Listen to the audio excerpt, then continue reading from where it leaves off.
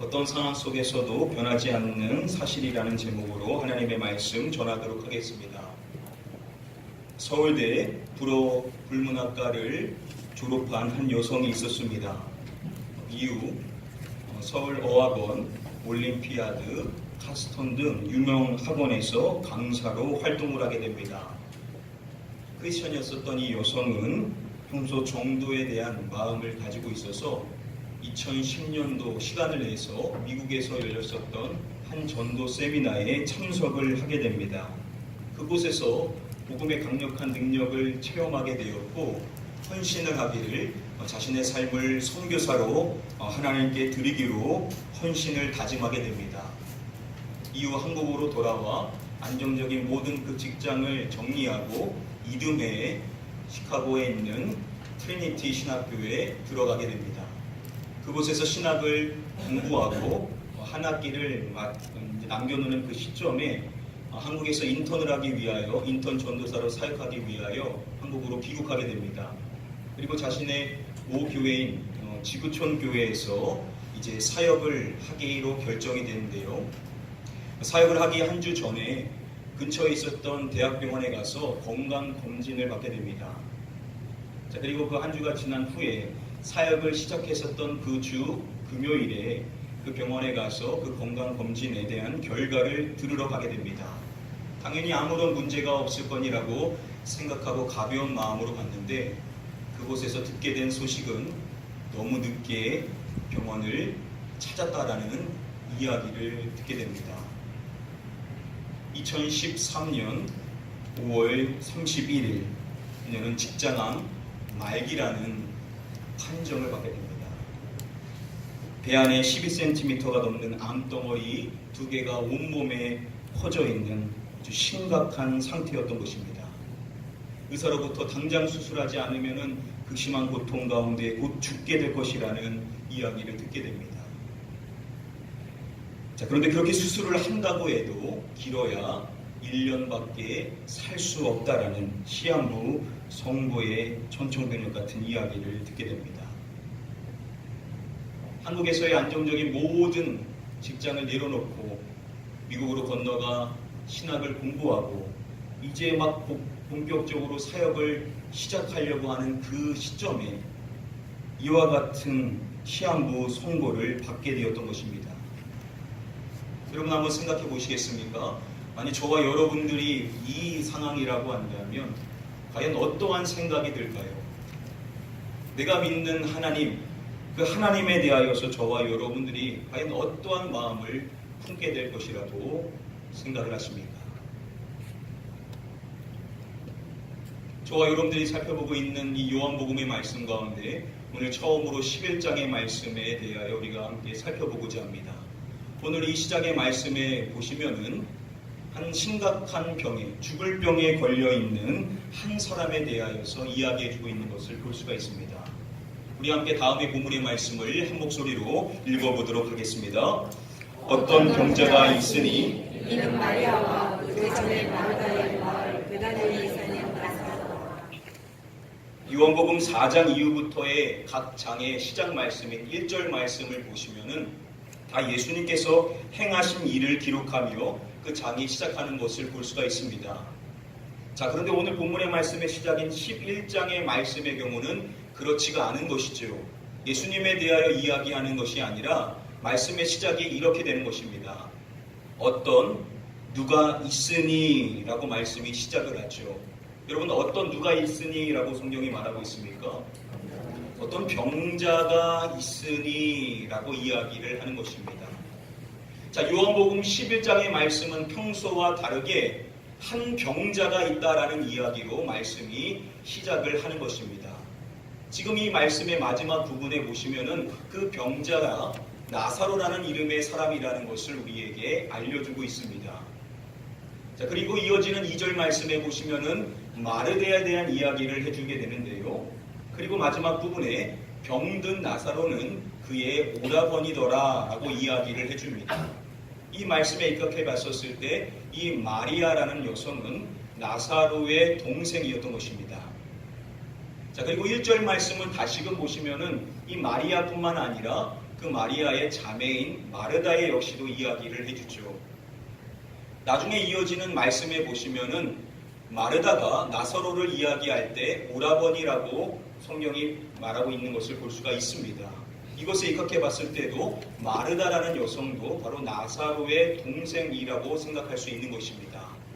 자, 이상의 내용을 정리해 보면 오늘 본문의 말씀에 나오는 나사로라는 사람이 있는 것을 이야기하는데, 그런데 문제는 그 사람이 병들었다, 바로 그 병자가 있다라는 이야기로 이 말씀이 시작을 하고 있다라는 것입니다. 그렇다면 이 가정의 첫째인 이 나사로라는 이 사람이 병들게 되었었을 때 그 누이들이 어떻게 했는지 성경은 이렇게 이야기를 해주는 것입니다. 이에 그 누이들이 예수께 사람을 보내요. 마리아와 마르다가 예수님께 사람을 보냈던 것입니다. 만약에 그의 오라버니의 그 병이 심각한 병이 아니었다라고 한다면 이렇게 하지를 않았을 것이죠. 그런데 예수님께 사람을 보냈다라는 것은 지금 나사로의 그 상태가 매우 심각한 상태임을 유추해 볼 수가 있는 것입니다. 그래서 사람을 보내요. 이렇게 이야기를 한 것입니다. 주여 보시옵소서, 사랑하시는 자가 병들었나이다. 여기서 이 보시옵소서라고 번역이 된 이 헬라어 이두라는 이 단어는 긴급한 어조로 이야기를 꺼낼 때 표현하는 단어입니다. 지금 아주 긴급한 상황이라는 것을 나타내주고 있는 것이죠. 그 긴급한 상황의 내용을 이렇게 전달하게 했었던 것입니다. 주여 보시옵소서, 무엇 하시는 자가 병들었나이다 라고 이야기를 합니다. 여러분 말씀에 보시면은 무엇 하시는 자가 병들었나이다 라고 이야기합니까? 사랑하시는 자가 병들었나이다 라고 이야기를 하고 있는 것입니다. 자, 나사로가 병들었나이다, 우리 오라버니가 병들었나이다 라고 말하는 것이 아니라 주님께서 사랑하시는 사람이 병들었나이다 라고 이야기하고 있다는 것입니다. 그렇다고 한다면 예수님께서는 평소 이 나사로라는 사람을 각별히 사랑했다라는 것을 우리가 알 수가 있는 것입니다. 만약에 그렇지 않다라고 한다면 지금 그의 누이들이 이렇게 이야기를 할 수가 없었을 것이라는 것이죠. 자, 그렇게 사랑하는 사람인 나사로가 병들었다라는 그 이야기를 전해줬던 것을 봤었을 때 그들의 마음 안에 어떠한 마음이 있었던 것일까요? 나중에 마리아와 마르다가 각자가 예수님께 이야기하는 그 말씀 가운데 주께서 여기 계셨더라면 이라는 말씀을 하는 것을 볼 수가 있습니다. 자, 이 말씀에 입각해 봤었을 때 지금 그들이 같은 마음으로 사람을 보냈다라는 것은 지금 말하고 있지는 않지만 무엇을 요청하는 것이겠습니까? 예수님께서 빨리 이곳으로 오셔서 나사로를 고쳐달라라는 요청을 한 것으로 이해할 수가 있는 것입니다. 더욱이 그들의 표현으로 봤었을 때 주님께서는 이 나사로라는 사람을 각별히 사랑하는 그러한 사람이었던 것입니다. 자, 그렇다고 한다면 그들이 예상하기를 예수님께서 이 소식을 듣게 되었었을 때 지체하지 않고 바로 그들이 있는 곳으로 오실 것이다 라고 예상을 했었을 것이라는 것이죠. 여러분, 사랑하는 사람이 병들었습니다. 그런데 그냥 병이 아니라 이 병이 곧 죽을 병입니다. 그러면 당연히 만사를 제쳐놓고 그 사랑하는 사람에게 달려오지를 않겠냐라는 것이죠. 이것이 인지상정인 것입니다. 자, 그들은 당연히 예수님께서 그럴 것이다 라는 생각을 품고 복잡하게 이야기하지 않고 사랑하는 자가 병들었나이다 라는 이 이야기만 해도 예수님께서 바로 그들에게 달려오실 것이다 라고 생각을 했었던 것입니다. 자, 그런데 성경을 보시면은 예수님께서 그렇게 하셨다라고 이야기하지를 않는 것입니다. 그 소식을 듣게 되었었을 때 예수님께서 어떻게 하셨는지 성경은 이렇게 밝혀주고 있습니다. 나사로가 병들었다 함을 들으시고 그 계시던 곳에 이틀을 더 유하시고, 나사로가 병들었다라는 이 소식을 마리아와 마르다가 보냈었던 그 사람을 통해서 들으신 것입니다. 그러면 그것을 들으셨다라고 한다면 당장에 달려가셔야 될 텐데 예수님께서는 그렇게 하지를 않으셨다라는 것이죠. 예수님의 행적을 뭐라고 기록하냐면 그 계시던 곳에 이틀을 더 유하시고라고 이야기를 하는 것입니다. 즉시 달려가시기는커녕 예수님께서 거기서 이틀을 더 머무르셨다라고 성경은 이야기하는 것입니다. 그럼 여러분 한번 생각해 보십시오. 마리아와 마르다가 보냈었던 그 사람이 예수님이 어떠한 모습을 보였는지 주목할 수밖에 없죠. 왜냐하면 가서 그 내용을 전달해야 되는 것입니다. 그런데 예수님께서는 아무런 심각하게 생각하지를 않으시고 지체하시는 모습, 전혀 오시려고 하시는 모습을 보이지 않았던 것입니다. 여러분, 그 광경을 봤었던 마리아와 마르다가 보낸 그 사람이 도대체 무슨 내용을 마리아와 마르다에게 전달할 수가 있었을까요? 여기서 우리가 한 가지 짚고 넘어가야 될 중요한 사실이 있는데요. 여기서 먼저 우리가 살펴봐야 될 내용은 여기서 성경이 말하고 있는 그 계시던 곳, 즉 지금 예수님께서 계신 그곳이 어디냐라는 점을 우리가 한번 살펴봐야만 합니다. 요한복음 11장의 말씀은 예수님께서 계신 그 장소를 밝혀주고 있지 않은데요. 우리가 지난 시간에 살펴봤었던 10장 마지막 부분의 말씀에 보시면은 예수님께서 어디에 계셨는지에 대한 내용을 밝혀줍니다. 예수께서 다시 요단강 건너쪽 요한이 처음에 세례를 주던 곳으로 가서 거기에 머무르셨다. 자, 예수님께서 지금 11장의 말씀과 연결되는 이 부분에서 어디에 지금 머무시고 계신지를 밝혀주는 것입니다. 그 장소를 이야기할 때 요단강 건너쪽 요한이 처음에 세례를 주던 곳이다 라고 이야기를 하는 것입니다.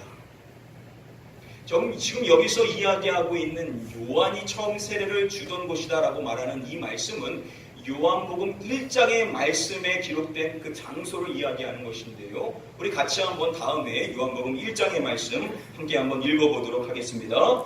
이 일은 요한이 세례 베풀던 곳 요단강 건너편 베다니에서 일어난 일입니다.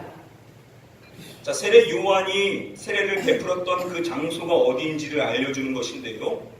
그 지명을 이야기하는 것이 바로 베다니라는 곳임을 밝혀주고 있습니다. 자, 그렇다면 오늘 본문의 말씀에서 이야기하고 있는 예수님께서 계셨던 그곳이 어디라는 것입니까? 베다니라는 곳이죠. 자, 그런데 여러분 오늘 본문의 말씀의 시작인 1절 말씀에 보시면은 마리아와 마르다 그리고 나사로가 있었던 그 지역이 어디 있는지를 밝혀줍니다. 1절 말씀에 마리아와 그 자매 마르다의 마을에 사는 나사로다라고 이야기합니다. 그 마을이 어디라고 이야기합니까? 베다니라고 이야기합니다. 자, 그러면 지금 이 말씀을 보면 마리아와 마르다가 나사로가 있는 곳이 베다니고 지금 예수님이 계신 것도 베다니다. 그러면 똑같은 곳에 계신 것인가? 그 작은 마을에 함께 계신데 사람을 보내고 말고 이런 이야기를 나눈 것인가? 그럴 리가 없다는 것이죠. 그러면은 지금 여기서 말하는 베다니와 요한이 세례를 베풀고 예수님이 계시고 계신 그 베다니는 서로 다른 장소라는 것입니다. 마리아와 마르다와 나사로가 있었던 그 베다니는요, 예루살렘 근방에 있는 바로 이 하단에 있는 이 베다니라는 지역입니다. 자, 그런데 예수님께서 계셨던 곳으로 알려진 요한이 세례를 베푼 곳을 이야기할 때는 요단강 건너편이다라고 이야기를 해주죠.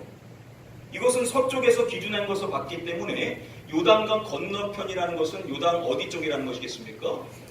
요단강 동편이라는 것이죠. 서쪽의 반대편으로서 이야기하기 때문에 요단강 동편에 있는 베다니를 이야기합니다. 자, 그런데 문제는 무엇이냐면요. 요단강 동편에 베다니라는 이름의 지역이 있지를 않는다라는 겁니다. 이러한 문제로 인하여서 많은 성서학자들이 과연 여기서 말하는 요단 동편 베다니가 어딘가에 대한 이견을 가지고 있습니다. 자, 그 가운데 정통적으로 사람들이 알고 있는 베다니라는 그 동편 베다니는요, 여리고 맞은편에 있는 이곳이 아마도 예수님께서 계셨던 세례 요한이 세례를 주었던 동편 베다니일 것이다 라고 추측을 하고 있습니다. 자, 그런데 보다 최근의 학자들의 이야기에 따르면은요, 예수님께서 거하시고 계셨었던 그 베다니라는 곳은 여리고 동편이기보다는 당시 한 지역으로 통칭되고 있었던 이 바테네아라는 이 지역을 이야기하는 것이다 라고 많은 성서학자들이 이야기를 하고 있습니다. 특별히 요한복음의 말씀, 공간복음이 아닌 요한복음의 말씀에 입각해 보면요, 여리고 맞은편에 있는 그것이 베단이라기보단 이 바테네아라는 지역이 동편 베단이로 볼 가능성이 더 많다라고 설명하고 있습니다. 특별히 저명한 주석가인 D.A. 칼슨 역시도 이 의견에 동조합니다. 바로 이 바테네아라는 지역이 동편 베단이고 예수님께서는 바로 이곳에 계신 것이다 라고 이야기를 해줍니다. 자, 그래서 저는 여리고 맞은편보다는 이 바테네아라는 곳이 바로 동편 베단이다 라는 이 이야기에 입각하여서 말씀을 이어가고자 합니다. 자, 바로 그곳에 있는 예수님께 마리아와 마르다가 사람을 보냈던 것이죠. 여기서 보내어라고 이 번역이 된 이 헬라어는요, 아포스테올로라는 단어인데요, 요한복음 1장에 보시면 이 단어가 처음 쓰였습니다. 요한복음 1장에 세례 요한에게 바리새인들이 사람을 보냅니다. 그 보낸 사람들을 설명할 때 보낸이라고 번역이 된 이 단어가 아포스테올로라는 동일한 단어인데요, 이렇게 보냄받은 사람이 세례 요한에게 가서 이러한 이야기를 합니다. 우리를 보낸 이들에게 대답하게 하라라고 이야기합니다. 자, 보냄을 받았다라는 것은 그 보낸 자들에게 전할 말을 해야만 한다라는 것이죠. 그러니 우리가 뭐라고 말해야 될지 답을 주라고 촉구를 했었던 것입니다. 바로 그것이 보냄받은 자가 다시금 가서 이야기하는 것이 그들의 사명인 것입니다. 자, 그런다면 마리아와 마르다로부터 보냄받았었던 이 사람들 역시도 다시금 돌아가서 그들에게 전해야 될 말이 있어야만 하는 것입니다. 자, 그러면 예수님은 함께 가지 않으시고 그곳에 지체하고 계십니다. 그러면 그들은 예수님에 대해서 무슨 이야기를 전달했을까요? 이어지는 4절의 말씀을 보시면은 이 소식을 처음 들었었을 때 예수님께서 최초 이야기하신 것이 이것이다라고 성경은 이야기해 줍니다. 예수께서 들으시고 이르시되 이 병은 죽을 병이 아니라. 자, 그 소식을 듣게 된 예수님께서 최초 하셨던 말씀이 뭐냐면 이 병은 죽을 병이 아니다 라는 이 말씀을 하셨다라는 겁니다. 주석가에 따르면은요, 여기서 예수님이 이 말씀을 하셨다는 것은 지금 이 순간에도 나사로는 여전히 살아있다라는 것을 이야기해 주신다는 것입니다. 자, 그렇다면 지금 죽을 병인 줄 알고 곧 죽을 것이다 라고 생각했었던 사람들이 보냈었던 그 사람이 이제 가서 전달해야 될 내용이 무엇이냐? 바로 이 내용일 것이라는 것이죠. 아, 예수님께 갔더니 예수님께서 하시는 말씀이 뭐냐? 이 병은 죽을 병이 아니다 라는 이 말씀을 가지고 그들이 다시금 마리아와 마르다에게 갔었을 것이라는 겁니다. 그렇게 나사로가 있었던 지역인 예루살렘 근방에 있었던 그 베다니와 지금 예수님이 거하시고 계신 동편 베단이라고 할 수 있는 이 바테네아라 이 사이의 거리는 약 150km에 해당이 됩니다. 그러면 성인의 보통 걸음으로 이 거리를 걸으려면 약 4일의 시간이 소요가 됩니다. 자, 그런데 여러분, 예수님께서 그 이야기를 들으시고 며칠을 더 그곳에 머물렀다라고 했었죠? 이틀을 더 머물렀다라고 성경이 이야기해 줍니다. 그리고 그 이틀 후에 예수님께서 움직이시는데요, 그 이틀 후에 예수님께서 제자들에게 뭘 말씀하시냐면 나사로가 죽었다라는 이야기를 하십니다. 그러면 마리아와 마르다로부터 보냄받은 그들이 예수님께 오고 난 이후 이틀이 지난 다음에 나사로가 죽게 되었다는 겁니다. 자, 그렇다면 4일의 시간이 걸리는데 그 4일의 시간 가운데 다시금 그 베다니에 도착했었을 때 이미 나사로는 어떻게 된 겁니까? 이미 나사로는 이미 죽은 것입니다. 여러분, 마리아와 마르다 입장에서 이 상황을 한번 생각해 보시라는 것입니다. 여러분, 마리아와 마르다는 당연히 예수님께서 직접 오실 것이라고 생각했는데 오시지는 않고 이미 죽은 나사로 앞에 이 병은 죽을 병이 아니다 라는 이 말을 전달하신 예수님을 직면하게 된 것입니다. 그렇다고 한다면 여러분, 마리아와 마르다의 마음 안에 예수님에 대한 어떠한 생각이 들었을 것이냐는 것이죠. 친히 오시지는 않고 이미 죽은 사람 앞에 죽을 병이 아니다라는 이 말을 전달하신 예수님에 대하여 마리아와 마르다는 그 마음 안에 분명 의구심의 마음을 품을 수밖에 없었을 것이라는 겁니다.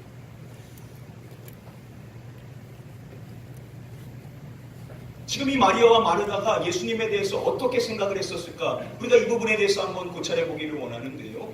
지금 예수님께서 거하시고 계신 이곳, 사실 예수님께서는 그 전만 해도 유대 땅에서 있으셨습니다.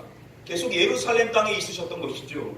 자, 그런데 예수님께서 요한이 처음 세례를 주던 이 바테네아라는 먼 지역까지 이동하셨던 이유가 있습니다. 그 이유가 무엇인지 오늘 본문 다음에 이어지는 말씀을 보면 명확히 확인할 수가 있는데요. 이틀이 지난 이후에 예수님께서 제자들에게 유대로 다시 가자라고 말씀을 해주십니다. 즉 나사로가 있는 그 지역으로 다시금 가자라는 것입니다. 그 이야기를 들었었을 때 제자들의 반응이 다음과 같았음을 성경은 이야기해 줍니다. 라비여, 방금도 유대인들이 돌로 치려하였는데 또 그리로 가시려 하나이까. 지금 그 유대 땅에 있는 사람들은 예수님을 죽이려고 하고 있는 것이죠. 즉 예수님께서 유대 땅에 있으시다가 이 먼 곳까지 이동해 오신 이유가 무엇이냐? 바로 그곳 사람들이 예수님을 죽이려고 하고 있는 상황 속에 있었기 때문에 예수님께서는 피신하여 지금 다른 곳으로 이동을 하셨던 것입니다. 자, 그렇다고 한다면 예수님께서 나사로가 있는 그곳에 그 베다니로 이동하신다라는 것은 매우 위험천만한 일일 수밖에 없었다라는 것이죠. 그 위험을 알고 있었던 제자들은 왜 그곳에 가시려고 합니까? 그리고 계속 가자 하시니까 우리도 죽으러 가자라고 제자들이 이야기를 했었던 것입니다. 지금 이 여론은 유대 땅에 다 팽배해 있는 이야기이기 때문에 마리아와 마르다 역시도 이 사실을 이미 알고 있었을 것이라는 것이죠. 예수님께서 그곳으로 오시는 것은 매우 위험한 일이 아닐 수가 없다는 것을 그들도 알고 있었을 것이라는 겁니다.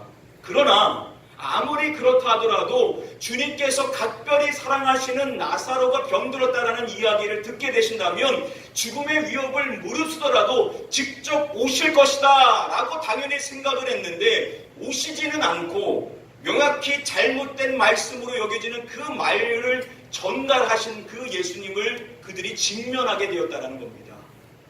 그러면 그러한 주님 앞에 그들이 어떠한 생각을 갖게 되었을 것이냐는 겁니다.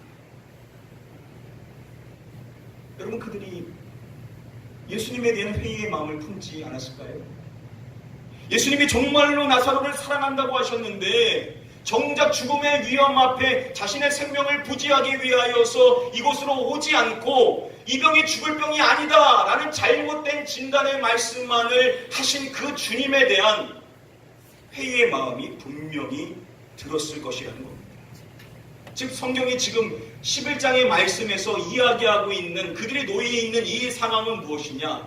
예수님의 사랑에 대해 강한 회의의 마음을 품을 수밖에 없는 그러한 상황 속에 있다라는 것을 성경이 우리에게 이야기해주고 있습니다.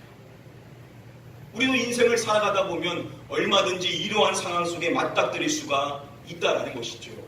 자, 그러면 그러한 상황 속에 우리가 직면하게 되었었을 때, 그러한 상황 안에 놓이게 되었었을 때 우리가 기억해야 될 중요한 사실이 무엇이냐는 것입니다. 오늘 그것에 대해서 한 가지만 말씀을 드리고자 합니다.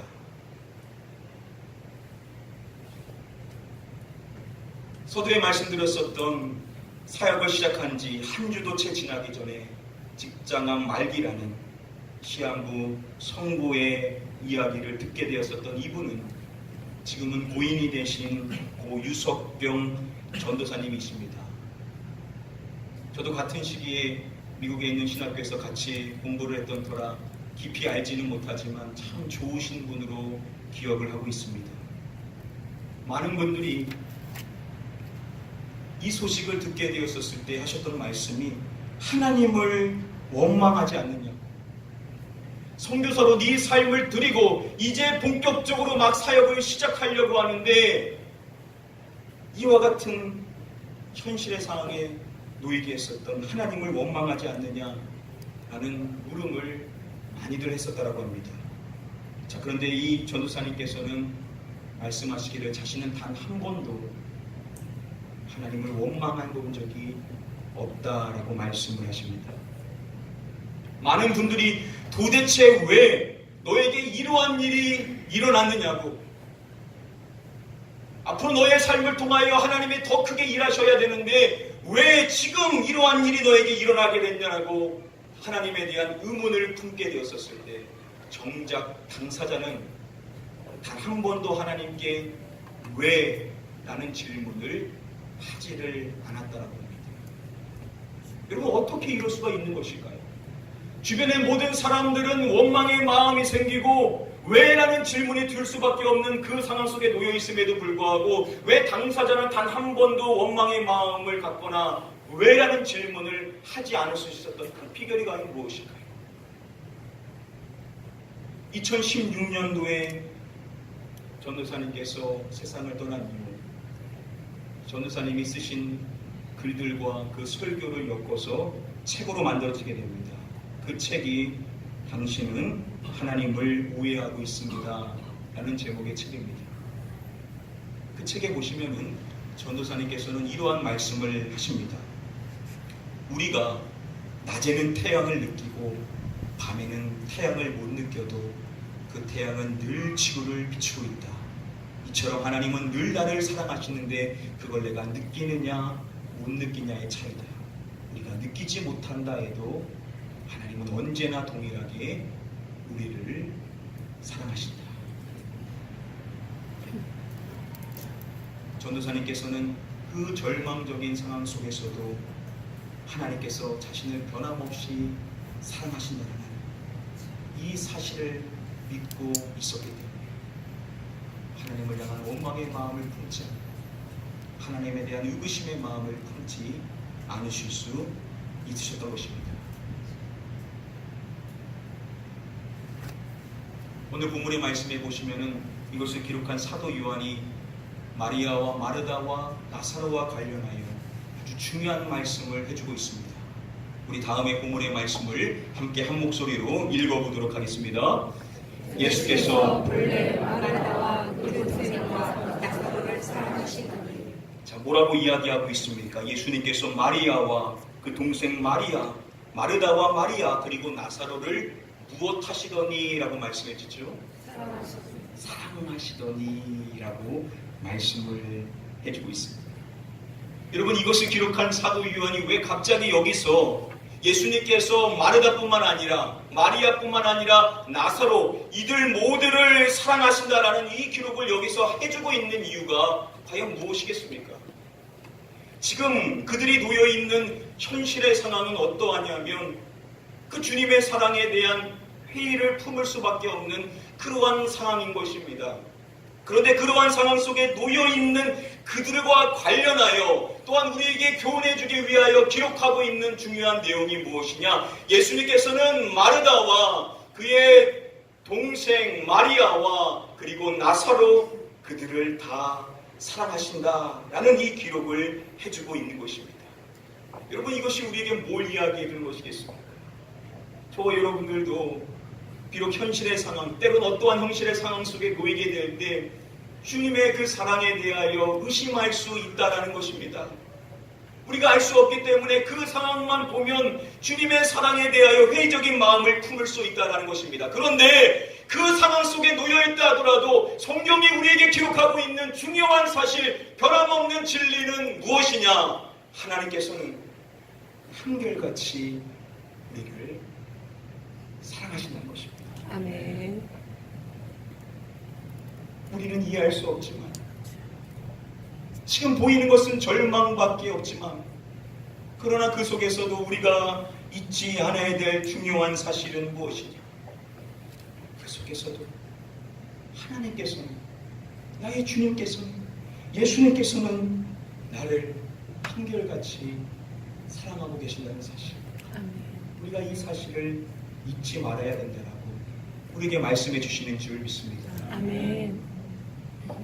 지금도 주변 사람들은 모르지만 극심한 질병의 고통을, 경제적인 문제로 인하여, 자녀의 문제로 인하여서 절망 속에 놓여 있는 분들이 계실 줄 압니다. 여러분, 힘드시죠? 그러나 그 속에서 여러분들이 붙잡아야 될 중요한 사실, 그럼에도 하나님께서는 여러분들을 여전히 사랑하고 계신다는 것입니다. 아멘. 여러분, 이 사실을 놓치지 마시고 아멘. 여러분들이 어떠한 상황 속에 놓여 있다 하더라도 하나님께서 여러분들을 사랑하신다는 사실, 이 사실을 믿고 이 사실에 의지하여 믿음으로 나아가실 수 있는 저와 여러분들 되시기를 주님의 이름으로 간절히 축복하며 축원드립니다. 아멘. 말씀을 이제 맺도록 하겠습니다. 예수님께서는 나사로의 병에 대해서 말씀하실 때 이 병이 죽을 병이 아니다 라는 이야기만 사실 하셨던 것이 아니십니다. 예수님께서는 이어서 그 병에 대해서 이렇게 말씀하십니다. 하나님의 영광을 위함이요 하나님의 아들이 이로 말미암아 영광을 받게 하려 함이라. 놀라운 말씀이죠.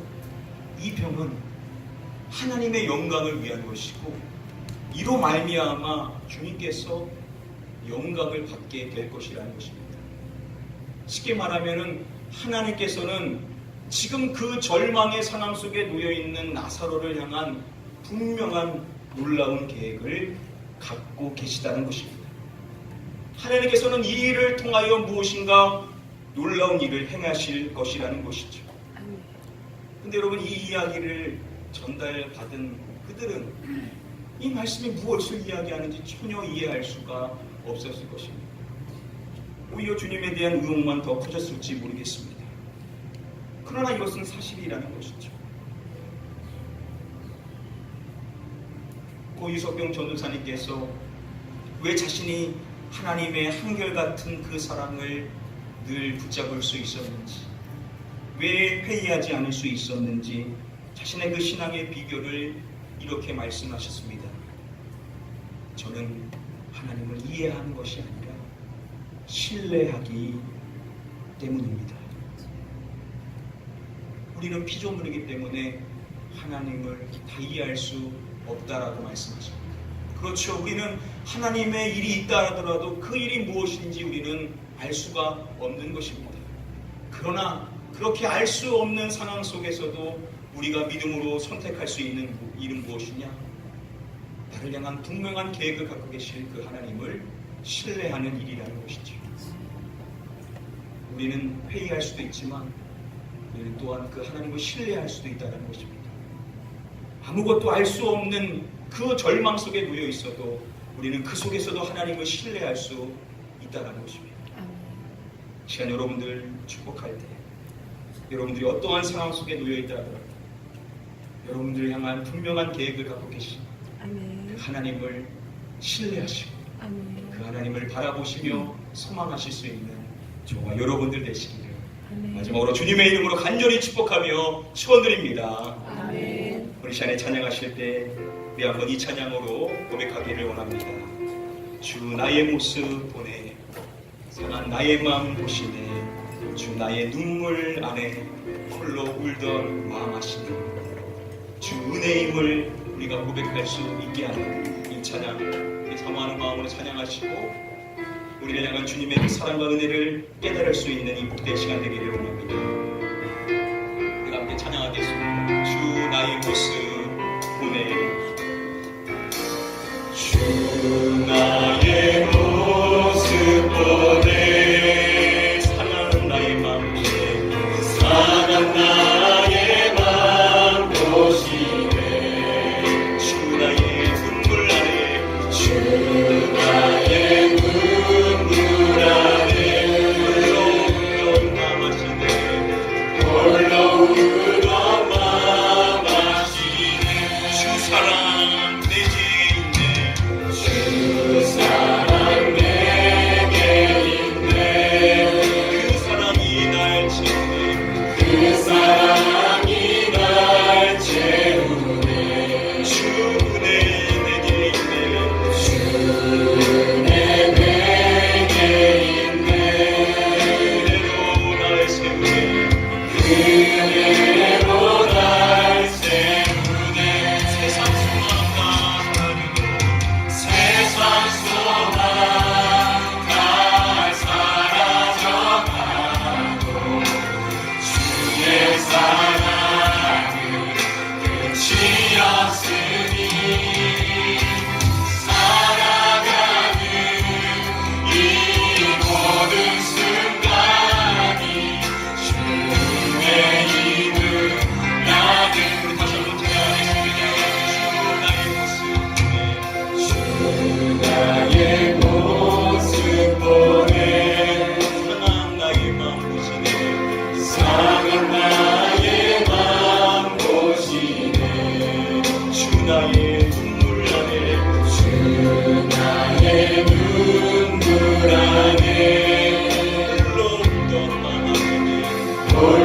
우리 가슴에서 한번 찬양하겠습니다. 주 사랑 내게 있네.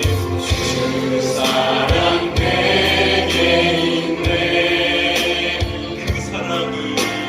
그 사랑이 날 채우네. 주 내게 있네. 주 내게 있네. 그 은혜로 날 세우네.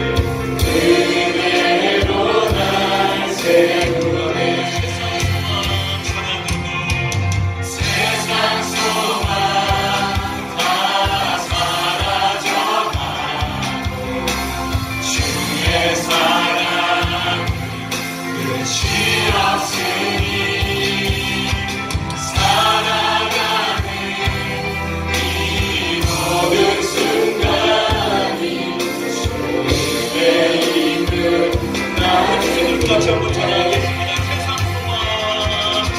세상 소망 나 살아서 주의 사랑은 끝이 없으니 주의 사랑 끝이 없으니 살아가는 이 모든 순간이 주의 힘을 나는 다시 한번 고백합니다. 세상 소망 다 사라져가 주의 사랑 끝이 없으니 살아가는 이 모든 순간이 주의 힘을 나는 믿네. 주의 힘을 나는 믿네. 주의 힘을 나는 믿네. 주의 힘을 나는 믿네. 주의 힘을 나는 믿네. 우리 시간에 같이 한번 기도하겠습니다. 하나님, 내가 어떠한 상황 속에 놓여 있다 하더라도 그 모든 순간이 주님의 은혜로 살아가는 것이고, 하나님은 나를 여전히 사랑하시고 나를 향한 분명한 계획을 갖고 계신 것이다. 그 믿음의 확신 안에 거할 수 있는 나의 삶이 될 수 있게 하여 달라고 우리 간절히 사모하는 마음으로 함께 통성으로 합심하여 기도하도록 하겠습니다. 기도합니다. 아버지 하나님, 이 시간 주님의 은혜를 사모하며 나아갑니다. 우리가 놓여있는 상황이 어떠하든지 우리가 살아가는 모든 것들 없어도 주님의 사랑만으로 우리를 말씀하며 그 사랑 안에 우리를 감사할 수 있는 이런 시간을 고백합니다. 하나님, 절망의 상황에 놓여있는 우리가 질병으로 인하여 경제적인 문제로 가정의 문제로 할 수 없는 여러 가지 문제로 인하여 절망의 상황 속에 놓여있는 자들이 있습니다. 내가 너를 사랑한다 말씀하시는 주님의 음성을 얘기하여 주시옵소서. 성령님 우리 안에 말씀하여 주시사 우리를 하나님의 자녀 삼아 주시고 우리를 아바 아버지라 부르게 하신 성령님께서 온종에게 말씀하여 주시사 하나님의 사랑을 확신하게 하여 주시옵시고 하나님을 신뢰하게 하여 주시옵시고 하나님은 나를 향한 분명한 계획을 갖고 계신다는 그 사실을 믿을 수 있는 우리 모두가 될 수 있도록 우리에게 친히 말씀하여 주시옵소서.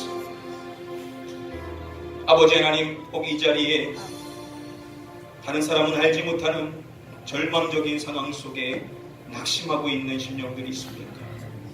하나님, 이 시간 한 심령 한 심령에게 말씀하여 주실 때 내가 너를 사랑하노라 우리에게 말씀하시는 그 성령님의 음성을 허락하여 주심으로 말미암아 그 말씀으로 위로받게 하여 주시옵시고 믿음 안에 사용받아 다시금 일어나 주님께서 나를 향한 분명한 계획을 갖고 계심을 믿음으로 선포하며 나아갈 수 있는 이 자리에 우리 모든 성도님들이 다 될 수 있도록 은혜를 베풀어 주시옵소서.